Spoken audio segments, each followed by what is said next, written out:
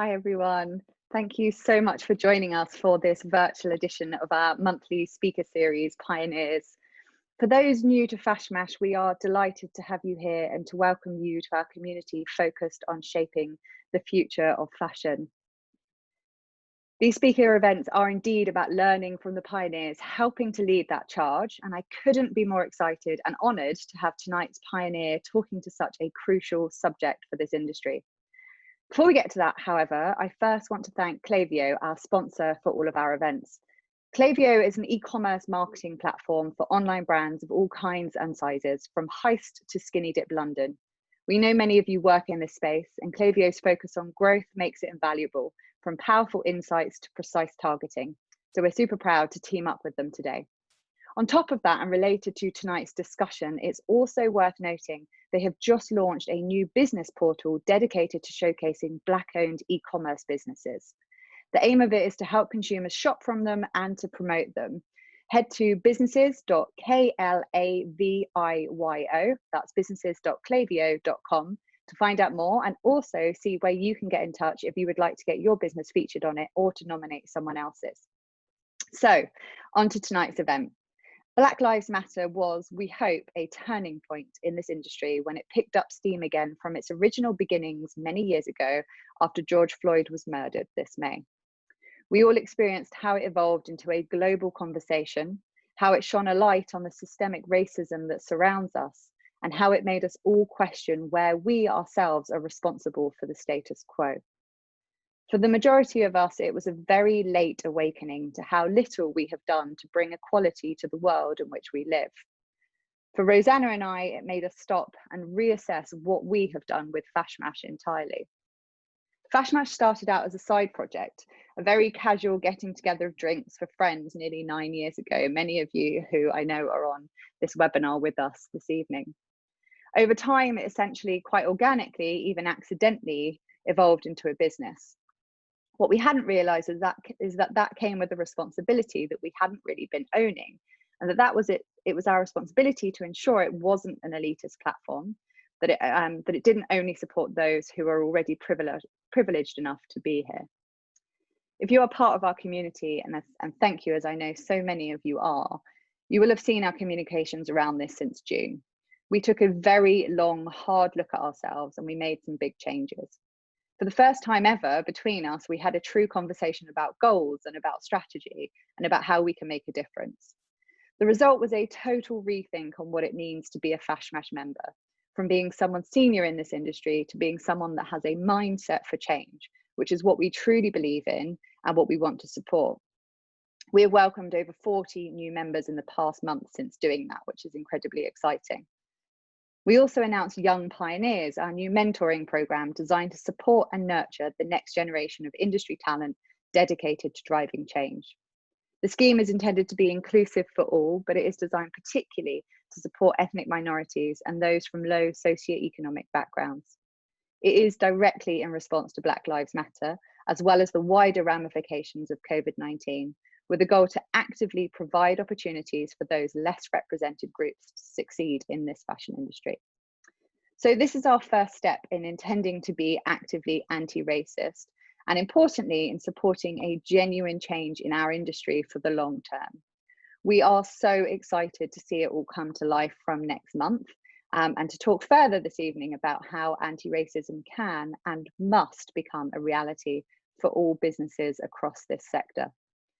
Now, as a part of Young Pioneers and what brings us to tonight, we also announced our partnership with the Junior Network, fashion's first members club for young professionals.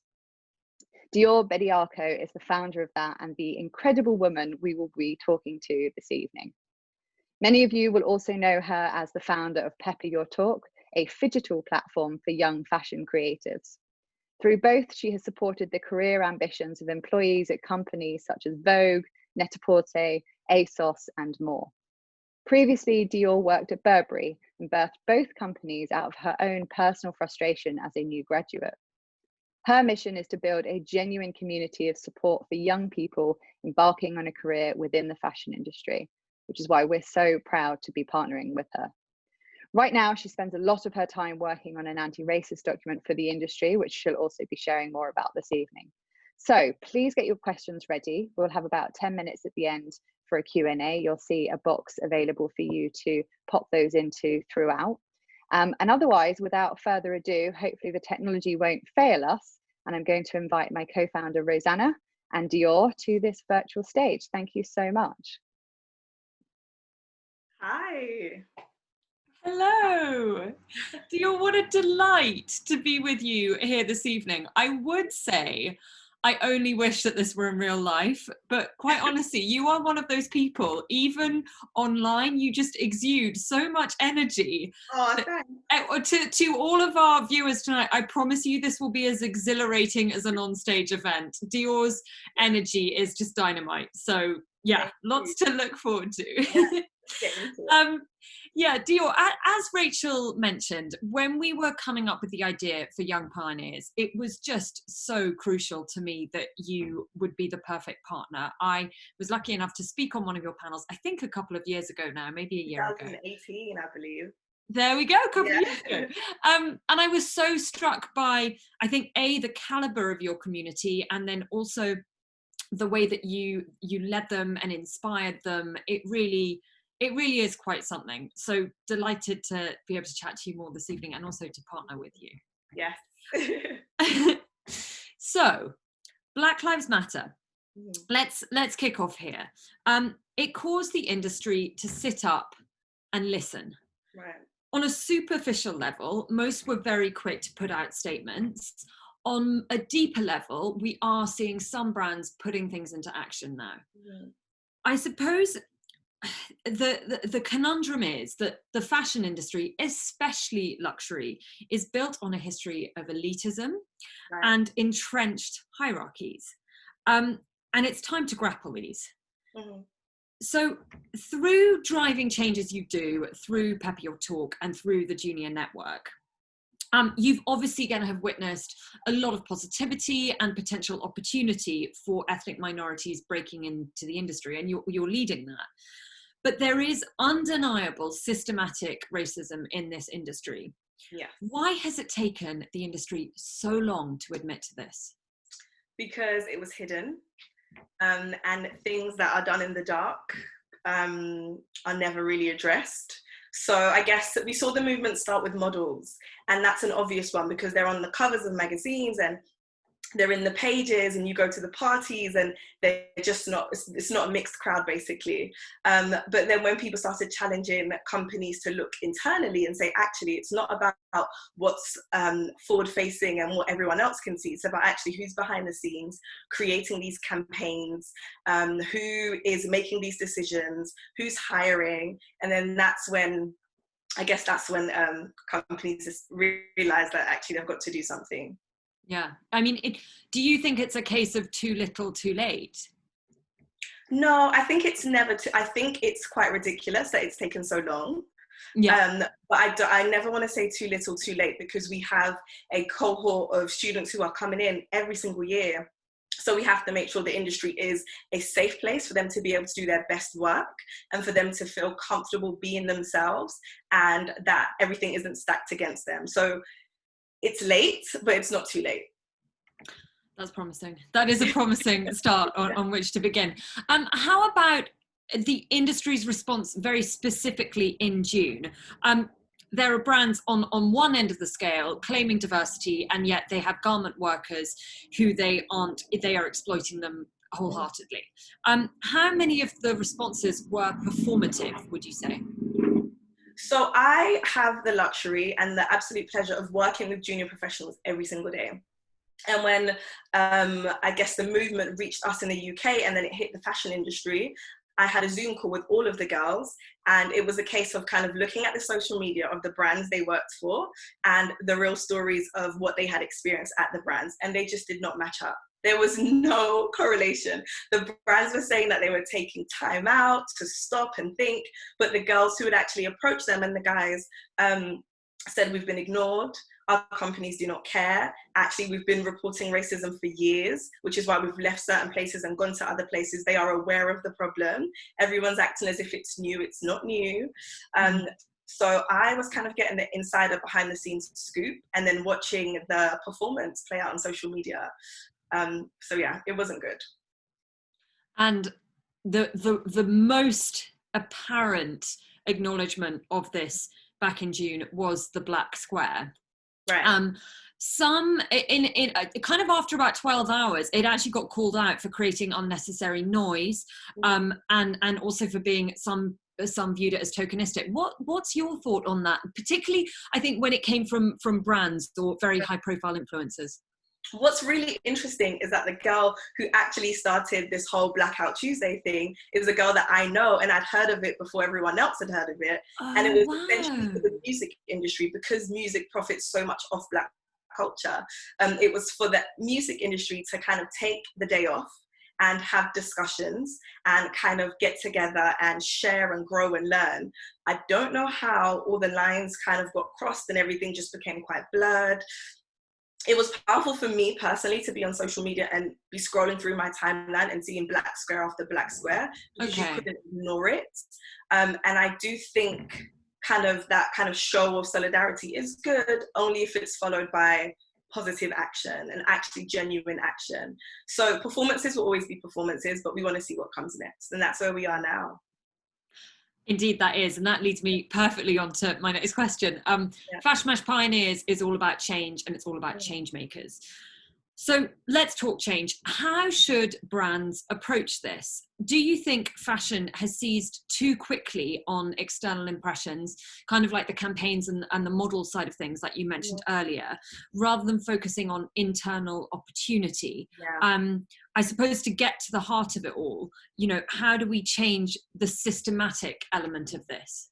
Yeah, I think it has to have a multi-pronged approach. Oh, sorry, I mean the systemic. Yeah, don't worry.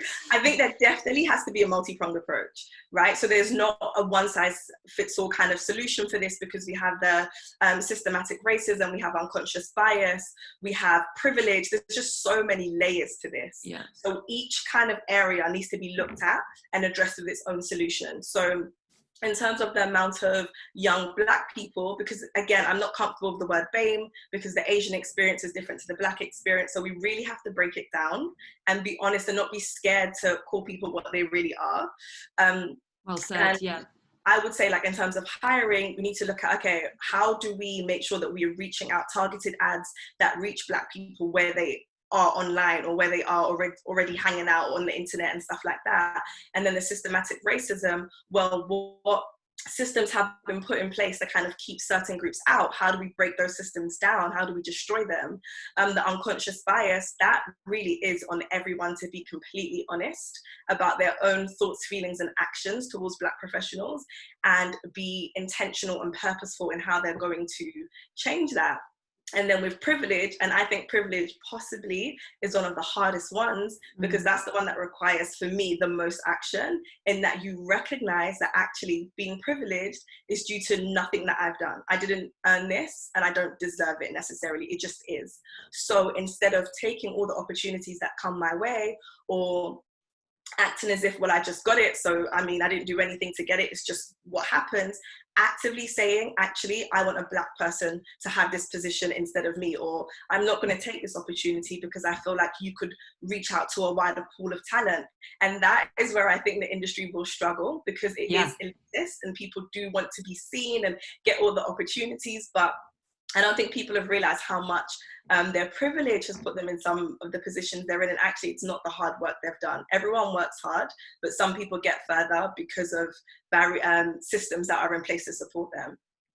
And particularly on that latter point, which I can see you feel very passionately about, is that something that you obviously have evidence of this from your network, right? From the junior network. Mm-hmm. I think when it comes to hiring, right, I'll just give the example of hiring, for example. The Black girls in the network feel that they have to be exceptional to be hired over a white girl, because the hiring manager or the HR manager has to look at them and say, what is she going to do that goes above and beyond? Whereas that's not the same approach that's given to non-Black professionals. It's almost like, okay, do they have experience? Are they good? But when it comes to the Black professionals, they have to jump over hurdles. They have to do more. They have to prove themselves. They almost have to lose a bit of their identity, assimilate, have straight hair, be palatable, kind of speak in a certain way. They really have to transform a lot of elements that are authentic to them and work super hard just to be considered. And I'm sure a lot of other races won't say the same thing. Yeah. Yeah, there was a Business of Fashion podcast that I listened to last week on this topic, and one of the speakers said that a white person is hired off their potential, and a Black person is hired only off proven experience, and that backs up exactly what you're saying. It's true. Yeah. Equally, do you feel that fashion makes excuses for itself and kind of hides because they say, well, the consumer facing marketing, look at us, we're ticking the boxes here, whereas internally the teams are overwhelmingly white? And do you think they kind of use that as a shield? Yeah, they definitely do. And I think there are so many other excuses that are made that, oh, Black people just aren't applying, or we've put out the kind of ads and we don't control who comes back to us, or we interview everyone who's got experience or who has the potential. But what they're not acknowledging are the ways in which Black people just feel about the industry from the outside looking in. And maybe that's why they're not applying. It's not that a Black person saw an opportunity and just didn't apply. It's that that company has made them feel like an outsider without them even having had a personal experience from their marketing, from the stories we hear behind the scenes, from kind of historic mistakes that have been made. So then there's that kind of issue to address. And then I mean, I, for example, will go on LinkedIn and check a company and like check who works for a company. And if I don't see any Black people, that's going to make me worried and think, well, even if I do get a junior position there, how likely am I to progress? Is it worth me going through this whole stressful hiring process, putting myself out there, possibly to be rejected? But if I'm not and I get the job, are they going to treat me fairly and promote me? So I think the industry is casting the blame in other places and not actually looking at the kind of long-term, the situation that's been going on for a long time and how that's psychologically affected a lot of Black people when they approach job hunting or whatever it may be. And if there is an individual within a company who wants to affect change, what can they do? And particularly because you have so much experience with the more junior level, if they want to affect change, what can they do? I think it's important for everyone to, what I want to explain is that whether you're, I mean, I guess non-Black professionals want to kind of be allies and support. Yeah. What I think I really want to be clear in making people understand is that not every Black professional is an activist, and not everyone wants to go to work and be screaming about the racism they've experienced because we just want to get the job done. We just want to go to work and be treated like everyone else without having the extra job, the free job, the unpaid job, which is fighting for your rights. So I do want to take the kind of pressure off Black people and say, if you are not comfortable to fight just yet, that's fine. Do it in your own way and find ways around it. Or kind of group up with a support network that can help you achieve the effect that you want. But at the same time, I think it's about company culture, and culture is about the people. So an individual cannot change the culture of a company, but they can say how they would like the company to operate and actually what would make them feel more comfortable and what would be fair, because it's actually not about being comfortable, it's about what's just fair and what's right. And they can make suggestions to the company. And like, diverse companies are more profitable, they're more creative, they're more innovative. So there actually is a business case for this. It's not just I want more Black people in, it's actually you stand to make higher profits if you make these changes, if you make people internally feel that they're treated fairly, and if you make the consumer looking in see that this is a diverse company from the inside out. So I don't want to put the pressure on individuals.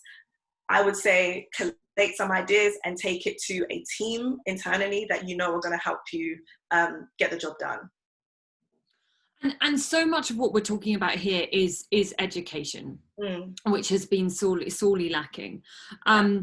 And when I say education, I don't mean students in universities. I mean educating people within the workplace and within corporate structure. And equally, it's not just in the boardroom. It's right down to the consumer.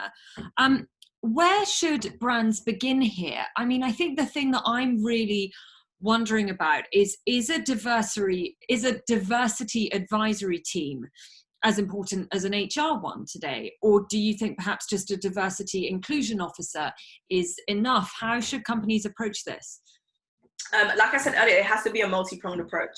So there has to be, I personally, from the research that I've been doing and speaking to HR professionals, actually their job is to support the company, and they are kind of business partners in that they have to protect the company. So even if you raise a grievance with HR, they're not always going to kind of show you empathy because they have to be quite to the book.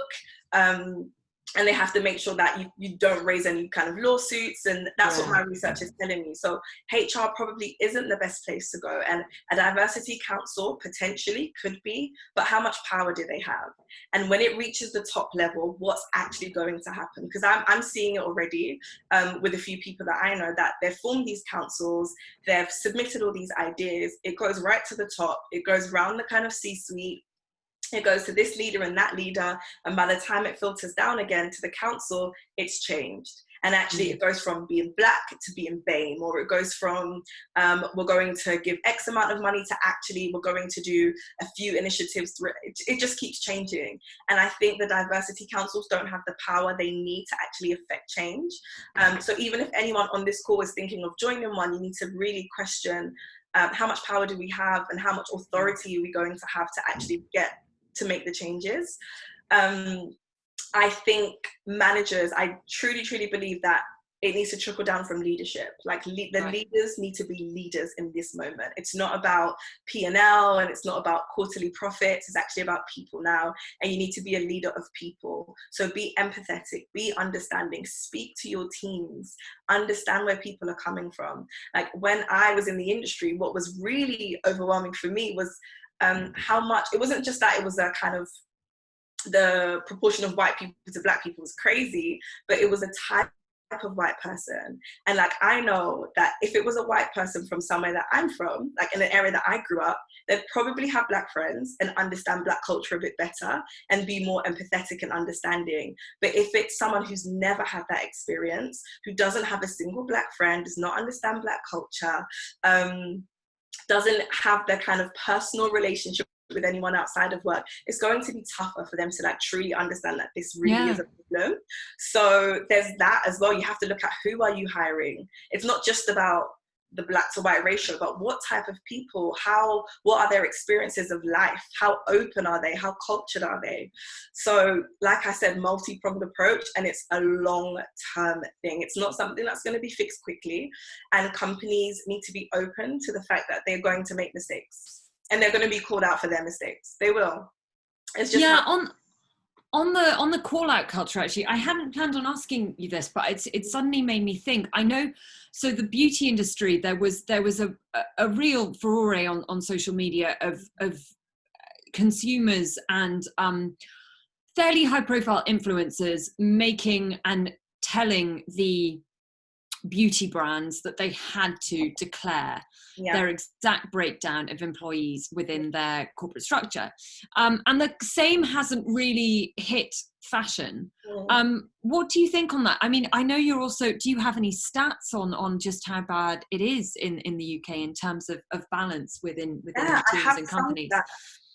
So like, I don't know if we mentioned it, but I'm working on the anti-racism in fashion document, and it's kind of a report plus an education tool for non-black professionals and an equipping tool for black professionals, all in one, so that everyone reads one document, gets the same information, and understands what each person's part is to play in the situation. So that should be released in mid-September, and is free, downloadable from the Peppy Talk website. And in order to kind of create that document, we did a survey. And actually, the first thing that was so crazy was that the survey was out for 4 weeks, and it went out to my network and my network's network and to everyone else that was trying to help us and support. And we got about 165 black people to complete the survey. And it's funny because if it was a survey for white fashion professionals, it probably would have been in the thousands, but that within itself just showed how little of us there are that actually exist. And it was across from junior, mid-level, senior, and I think 2 or 3 founders took the test. But one of the stats that really stood out to me, and I'll just read it now, is have you been directly managed by a white person in your fashion career? And 93% said they had. And then the next stat was, have you been directly managed by a Black person in your career? And 72% said they hadn't. And that just makes you wonder, my club, the Junior Network, is 50% Black. So these girls are in the industry. Why are they not progressing to senior level? Why is it that there is like a drop-off rate? What's happening there? So that needs to be looked at. There's just so many different kind of further research pieces that have come from this survey. And there was a specific one that I wanted to share with you. It was, okay, so if I had a concern about racial discrimination at work, do I know how to report it? A combined almost 70% said they know how to report it. And then a combined 55% said they wouldn't report it anyway. So they know how, but they wouldn't.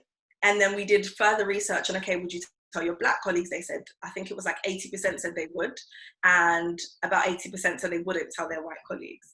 And then when we asked them, who has educated you on how to report racism at work? Majority of them said it wasn't their companies. So if about 80% of people know how to report racism at work, but then also the same amount of people are saying their company didn't tell them, then we have to ask the question, where did they learn this?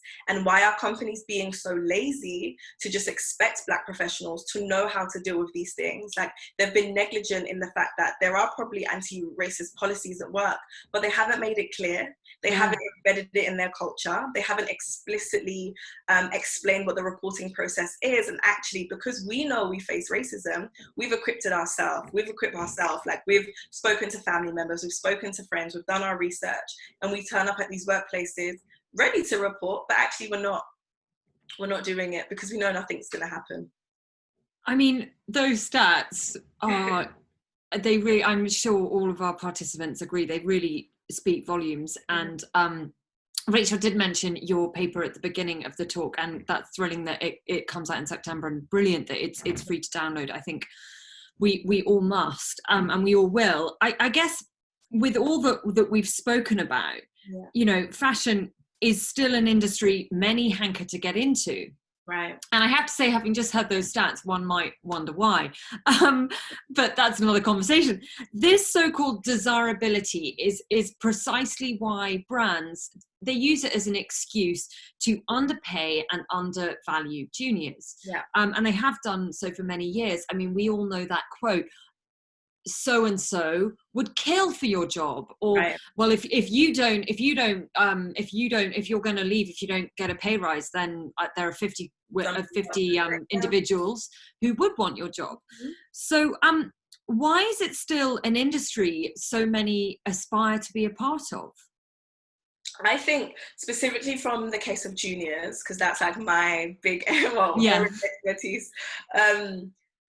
I guess people want to make a difference, and I work with predominantly millennial, Gen Z girls and a few guys, and they actually want to change the industry for the next generation. And that's actually not what I'm seeing from the leaders, which is so disappointing. They don't want to change the industry for the next generation, and actually they're not thinking of what is my legacy going to be outside of how much money did I make this company, or how far up did I climb up on the ladder.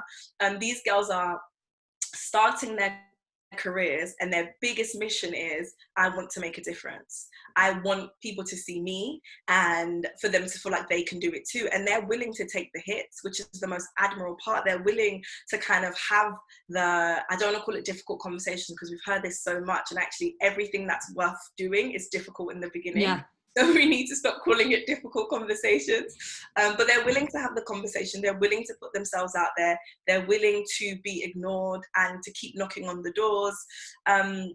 So yeah, they really they know what their value is, and they are trying to not prove to the industry, but they want the industry to respect the value that they bring. And that again is I think that is a very exciting statistic and fact after I mean, it's equally impactful.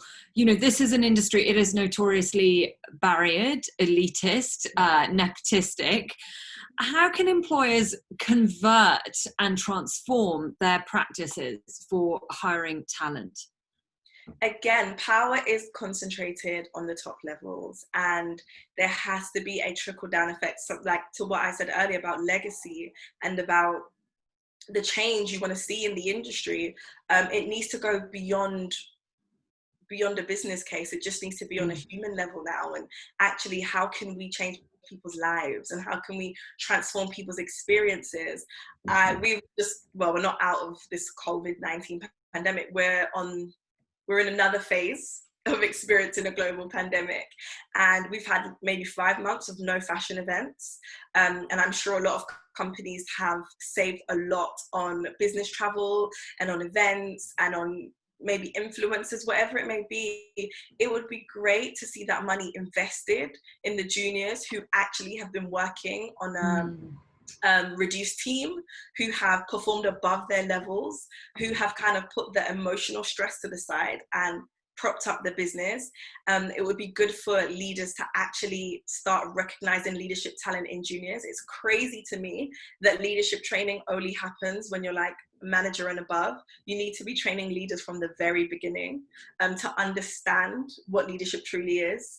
So yeah, I think the industry just needs to take a good, long, hard look at itself and say, actually, we employ humans. How can we be more human?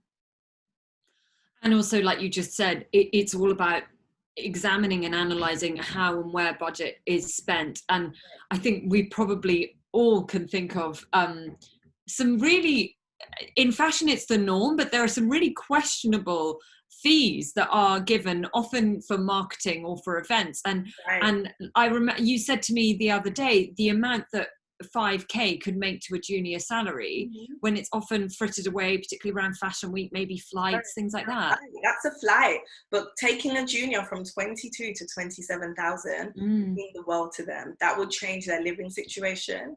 That would significantly reduce their stress. That would, even on a very superficial level, of allowing them to even buy clothes that make them feel like the leader that they're going to become. It transforms people's experiences. But companies, I mean, £5,000 is a business flight to California, isn't it? So, I mean, we can spend it, add it to someone's salary and not feel it. And so how about these future leaders? If they, you know, they are so keen to get their foot in the door, and to be seen, what can they do? I mean, I know that's a massive question, but if you could give kind of maybe a couple of tips. Yeah, I actually think it's not what can they do, because from my experience, they're doing a lot. And I think it's what can companies do, actually? What can they do more? Really good way to flip it, yeah, we keep hearing, oh, they're entitled and they don't stay at companies for long. But actually, it's because they're doing so much in their personal lives. They have these booming social media presence, they have side hustles, they know the value that they bring. So if they enter a company now and the company doesn't recognize that leadership and that kind of delegation, and how basically understanding that they are already doing so much, they're going to leave. It's not like the previous generation where it was like 10 strikes and then I'm leaving. These girls are like 2 strikes and then I'm gone, actually, because I don't need this. I make a bit more money on the side. I can do this and I can do that. So I think companies need to stop, again, passing blame, and actually saying, how have we contributed to how this generation behave, and how can we change so that they change? So I think companies need to look at, take a good look. Because you're right. Say they do obtain this dream job. Yeah. Millennials and Gen Z are constantly battling this stereotype. It's the snowflake stereotype. It might be the entitled, the non-committal. We've all heard these quotes bandied about. How can their bosses approach younger team members in a mutually beneficial way? You know, you mentioned the skills that they're doing in their spare time. This is not a generation going out and getting wasted on the weekend. They're side hustling or building their own brands. How can it work in a mutually beneficial way? I think companies need to ask the juniors, where are our blind spots? What do you see? What do you know that we don't know? And actually, how can we add that value to the business? How can we engage more with your friends or with your generation or with the people that you know we're not engaging with? Or what types of technology can we adopt or bring in? I think juniors bring so much value to businesses because they spend so much of their personal time talking, researching, advocate. Like, they are active, they're on the move, their brains work completely differently. So I think it's a case of having open forums that work, where it's not about coming up with solid ideas, but just exchanging ideas and having that platform just to speak and to be real and to be yourself and feel valued. I remember when I was a junior, I had so many ideas, and actually we spoke about this, like a girl that I know who's a huge influencer now. I proposed her right at the beginning. She wasn't taken on board, and now she sells items out in like an hour, less than an hour. So there was something that I knew that they didn't know, and I have a community that actually is in line with your brand. It's not that I'm trying to pivot you and make you look at it's, I know people who are already in line with what you do. So I think it's having those open platforms of discussion. I guess even like, I think the lines are completely blurred in what progress means in fashion. In other industries, it's super clear. And I would say, like, in areas like PR, it's tough to understand what it takes for you to progress, because it's all about soft skills and relationships. But I think managers should be like, okay, we want you to bring in 5 new leads, or we want you to make contacts at these brands, and then we'll look at changing your salary. Really give them hard targets, because I know the girls that I work with, if you give them a target, they're going to deliver.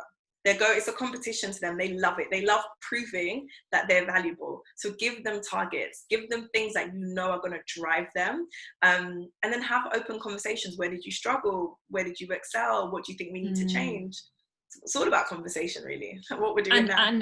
And really, exactly. And quantitative targets, which I think, as you said, in PR, it's often quite hard to do, but they will strive to achieve them if you give them.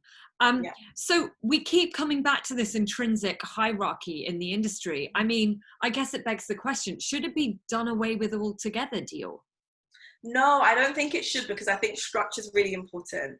And in order to have this succession planning idea that I actually really love, there has to be some structure. There has to be levels that you have to kind of reach and beat and go to the next level. So I think hierarchy is fine. It's about what the checklist is to get to the next level. That's what we need to look at, be very clear in that. And like I was saying, it's about the targets. Succession is a continuous circle. It's about having that sequence. It's about this feeds into that, and it's just ongoing. So the junior feeds into the leader feeds into the junior, the mid-level. It's all about just that continuous circle. But right now in fashion, it feels like dots and dashes. No one's really allowed to be real and to be honest and be open. And I think that's what needs to change.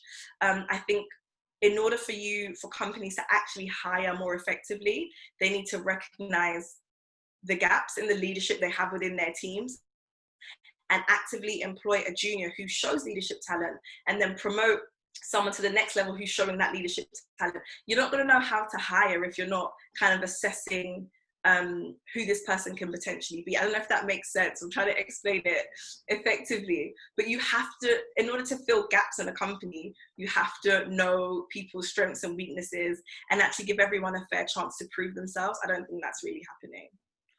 No, I see what you mean. It's that you're saying when you're employing a junior, you have to analyze and recognize talents that really would come in handy 5-10 years down the line, and view them not as the assistant but as the potential head of department. Exactly. And then nurture that talent. Yeah. I mean, what would you say? I think I in summary, because I'm really keen to kind of hone in on what you would say makes a successful team that is future-proofed, regardless of who comes and who moves on. And it clearly is, it's this circularity, isn't it? And all levels of the team feeding into each other, right? Absolutely. I agree.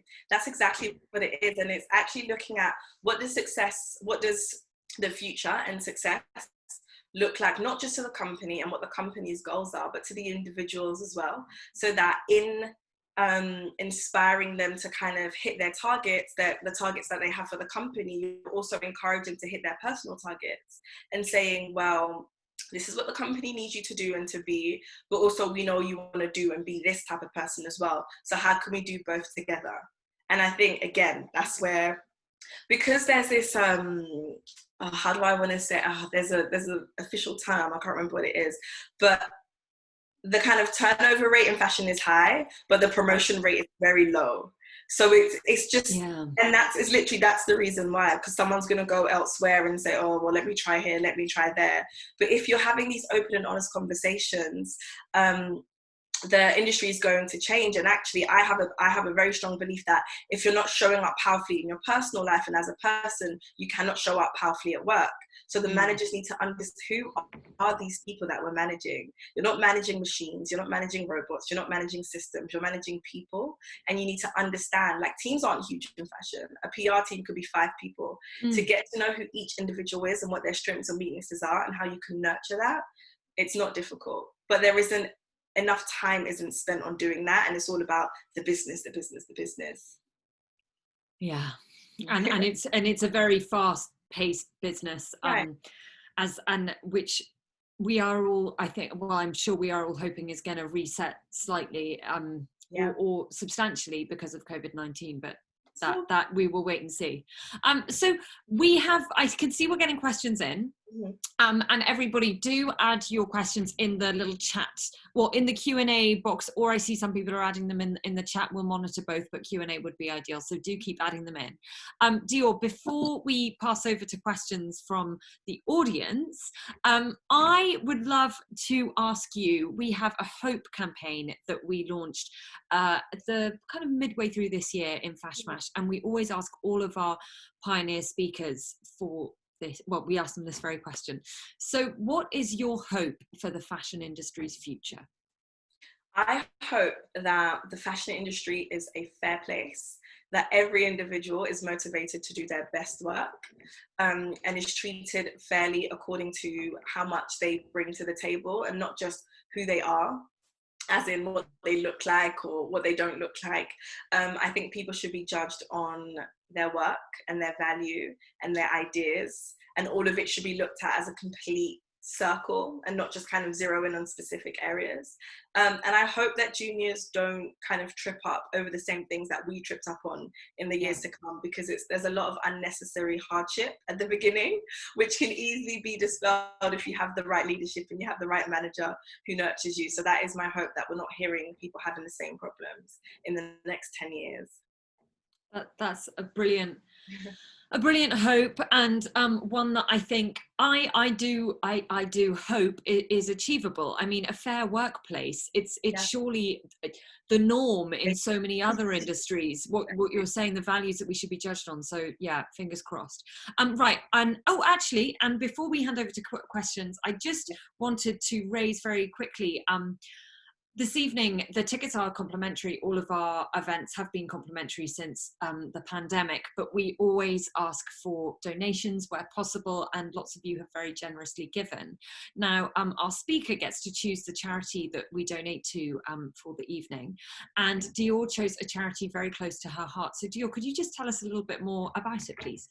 Yeah, so my charity of choice is the Godwin Lawson Foundation, and Godwin is actually a boy that lived in the same area as me, and he went to the same school, and he was murdered. I can't remember exactly what age, I believe 17, and actually he had, we say, made it out of the area. So he was living outside London, he wasn't in the area that we lived in, and he just came back to kind of see friends, got caught up in a situation which wasn't his fault. He was breaking up a fight and was killed. And actually this is not a story that I haven't heard happen several times, and it's really sad. That could have been my brother, could have been my cousin, and the pain that our community goes through when this happens sets us back, and the pain that the parents go through sets them back, and there's just a ripple effect. So I really want everyone to kind of, even if you don't donate, just read about the charity and think about ways that you can help. But if you can, that would be so greatly appreciated. And it's going to a completely good cause. Like, his mum actively goes to the school that I went to and helps girls. And yeah, everyone should be invested in pouring into the next generation. And that's what this charity does. So yeah. Yeah, and actually do go on the website. If they actually, on the very first page of the website, it's really brilliant. They do say, if you're unable to donate, spread the word on social media, or here are other ways you can help. And I just encourage everyone to have a good look at that, and do donate if possible, even if it's a small amount. Okay, so I am going to hand over to Rachel, who will be passing you over to some Q&A, and then I'll be back at the end for some quick fire. Brilliant. Good stuff. Hi guys. Well, that was fantastic. Thank you so much, Dior. Thank you. We've got lots of questions coming in, which is super exciting. And somebody has also just asked about the link to donate. So I'll share that shortly. You can either do it obviously directly on the Godwin Lawson Foundation site, or via our Eventbrite. The donation part is still open. So I'll share that in a moment, and we will do one big lump sum donation together. Okay, some of the questions. Let's start. Oh my goodness, loads have come in. How exciting. Start at the top. So from Ramiro, Dior and Rosanna, this was amazing. I'm going to shorten this a little bit. As a Black lecturer in a well-known fashion institution here in the UK, and with a background as a fashion designer, I always aim to empower my students to have them believe they're change makers. What advice would you give me as a lecturer in higher education to help support the next generation of young creatives entering the fashion industry? I would say listen to them, and that's what isn't happening so much now. Listen to them and ask them how they want to be supported, because even though people need help and you feel that you just want to rush and do this and do that for them, actually a lot of them are quite wise in that they know exactly what help they need, and if they don't know what they need, then just start giving them bite-sized chunks of information that they could go away with and kind of process and come back and say, oh, well, actually I didn't quite understand that. So create that open space for dialogue and for people to feel comfortable asking silly questions. I always say at the beginning of any talk I do with young people, no question is silly. You don't know what you don't know, and after this talk you will know, so ask away. So I would say ask them what they need. Is it inspiration? Is it information? Is it contacts? Is it confidence? Maybe give them some options and tell them to think about it and come back. And also don't pressure them. Just say, when you're ready, I'm here. I love that. I think it's so easy to be really scared to ask questions. Yeah. Throughout your career, actually, and it's a really nice reminder to just be, if you don't know, just ask. So yeah, love that. Thank you. Okay, Dior, on the idea of nurturing talent, this is from Martha. On the idea of nurturing talent and meeting targets, do you think clear progression guidelines at a company-wide level, i.e. fed from HR or from line managers, would provide benchmarks in order to help promote fairer workplaces in fashion? I would personally say from the line manager, because they're the ones working with you every day, and they're the ones that have actually the practical experience of doing the job.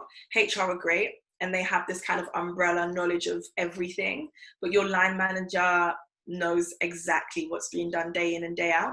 So, and I would say if your manager doesn't give you that clear progression, those clear progression guidelines, create your own, present it to them and say, does this look realistic? What would you take off? Make it a checklist, make it super simple, and say, in 6 months, I want to be able to do this. In X amount of time, I want to be able to do this. Is this realistic? And where can you support me in doing this? I'm a big believer in people creating their own opportunities. So if the manager's not stepping up, then you have to, no excuses, you play your part and you make it happen for yourself, because your career is what you take with you. They're going to go off to somewhere else with their knowledge. So you have to make sure you're getting what you need for your career. And we're going to work till like we're 70. So yeah.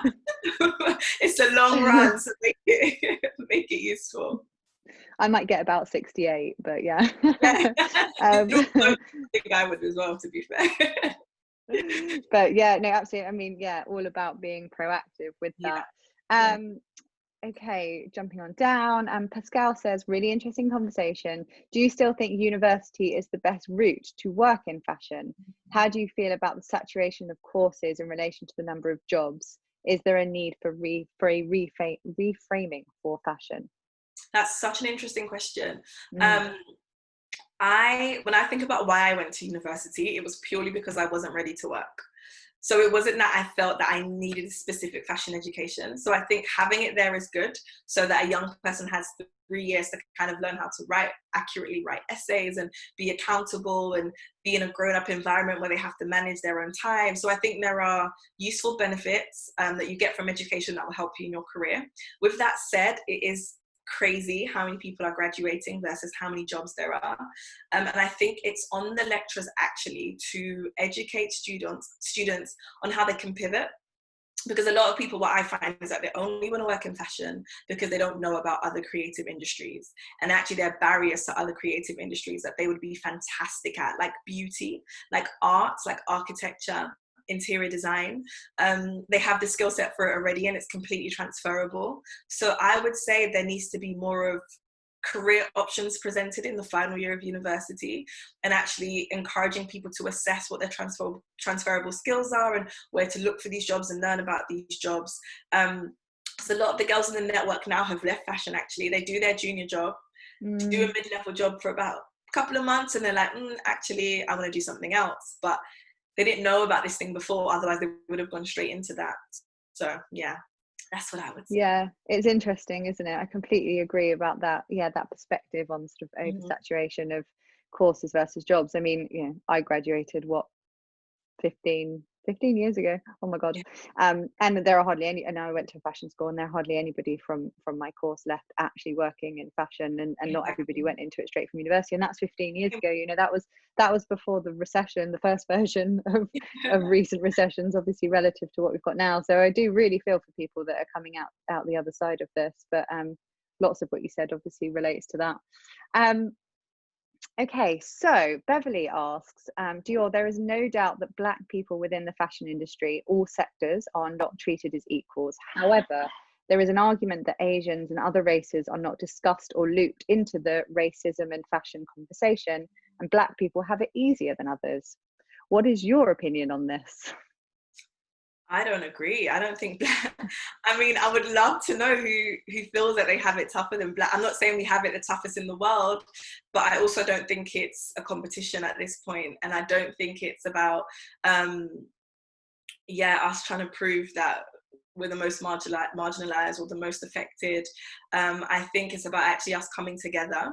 The reason why I said I don't like BAME is because it silos all the experiences into one, and they're not one. So I think when I say coming together, it's supporting each other. It's speaking up for each other in the office. It's about being allies for other races who are also experiencing racism. But it doesn't mean we have to be banded together just because we have these problems. So it's not a competition of like, who is the most marginalized, who's suffering the most. Let's just work on solutions, be solution oriented, and actually support people just on a human level. Yeah, thank you. That's an amazing response to that. I suppose sort of is a nice sort of follow on from that, really, a kind of the more sort of how the action part of obviously this anti-racism conversation. There's a lovely question here from Deborah. She says, do you think unconscious bias is at the heart of why racism is systemic in the fashion industry, and do you feel culture in the workplace can be changed by addressing the unconscious bias in a deeper way than a one-off course, for example? Do you have any suggestions on how to create more opportunities with awareness of unconscious bias? That is such a loaded question with so many parts. What I would say is, I don't think any one of these kind of racism, what would I call them, branches, are higher than the other. I think they all benefit each other, and they kind of work together to block people. So yeah, that's what I think about that. And then, do I have any suggestions on how to create more opportunities? I do think these one-off courses, I've spoken to people who have had unconscious bias courses at work. They don't work because it's just a one-off, and they end basically saying, now think about this every time you make a decision. As humans, we forget super quickly. And if you think about a course that was a remarkable leadership course or any type of course you did 6 months ago, you're not going to remember exactly what was said. So the same is going to be of unconscious bias. It has to be embedded in the culture, as in it's frequently discussed. It's something that everyone comes together to stamp out. It's anytime someone is hired, there should be someone who feels comfortable speaking up and saying, but where did you find them? Is this a friend of a friend? Is this, I think at every level, every single day, we just have to be challenging every decision, and everyone needs to play a part in that. So I keep saying the same thing, but it's about conversation, and it's about having open forums and having this open door policy where everyone feels confident and comfortable to challenge anyone on any level and say, actually, I've experienced more. You may be more experienced in the industry, but in terms of racism, I've experienced more. So I just want to help you. I just want to support you in this. Have you considered this? Have you considered that? So yeah, but your question is super loaded, and I don't feel like I have all the answers, but I hope I've answered it accurately. No, you've given an amazing insight. Thank you so much. Okay, to end, we've got two questions that are quite personal ones that I wanted to leave until last, but because this ties really nicely to actually what you do with the Junior Network. So, I've lost one of them now. Here we go. Okay, Anna, she says, thank you for this amazing event. I have been in my role for a year now, and I think I am ready for a promotion, especially working extra in the smaller team during the pandemic, as you mentioned, lots of people have been doing. How should I approach this with my manager and bring it up? Can you give her a snapshot into the advice you would give, and maybe she can follow up with you afterwards through the Junior Network otherwise? Yeah, I think this is a tough time to ask for a promotion, and I think that's not on the forefront of your manager's agenda right now. So I don't want to discourage you. I would just say, unless you present a very strong business case, you're probably going to be pushed to the side and told, oh, we look at this again in 6 months because the industry is a bit unstable. But like you said, you can come to me directly, you can get my email, and we can speak about it specifically and think of actual phrases that you can use to present a strong case. And actually feeling personally ready for a promotion doesn't always mean that you are ready. So I really want you to assess, like, why do you think you're ready? What are your reasons? What has changed? Are you ready to take on the responsibility of the next level? But we can speak about that further. I'm happy for you to contact me. And I love that advice you gave during the conversation with Rosanna as well, about having those clear goals and targets. And I think there's always a good time to have those conversations again with your manager, right? Absolutely. Okay, last question then from Lynette, which is a nice little segue into telling us a little bit finally about the Junior Network. It's 8 o'clock. When will you be, that's your laptop, when will you be accepting applications to join the Junior Network, and what does being part of this entail? As a Black entry-level individual, I'm really interested in joining your network. Thank you. I'm so glad you're interested. We are 50% Black, which I'm super proud of. And all the girls say, oh, it's because I see you as a leader, so I know you're going to get me. So that makes me feel super proud. We are pivoting the club at the moment. So for the past year, it's been exclusively operating as a mentorship program, just because I'll be honest, it was just too much work for me as an individual to kind of support all the juniors and help them. And I love to pour and pour and give and give. So we've pivoted for a while. We're going to change it back to being like events and networking and everything that I love about the club. But you can apply now for a mentor. And actually, you can apply through me for a mentor through FashMash. So again, get in contact, feel free to email me, and then we can speak about that further too. It's a good way to do it, because the FashMash Young Pioneers applications are closed overall, but there are still a few places, which is uniquely through our partnership with Dior. So follow her on social media and find out how to apply through that if you're interested. Amazing. So let me welcome Rosanna back. I know she's got a quick fire round to end on with you, and then we will say our thank yous and close out for the evening. So, quick fire. Oh, yes. Are you ready? I'm ready. Always ready. Excellent. House party or Zoom? Zoom. Office or work from home? Work from home. Fashion week or digital showcase? Fashion week. TikTok or Reels? TikTok, come on. Girl after my own heart. Okay, the final question, which is quite a tough one to answer just spontaneously, but go with your gut.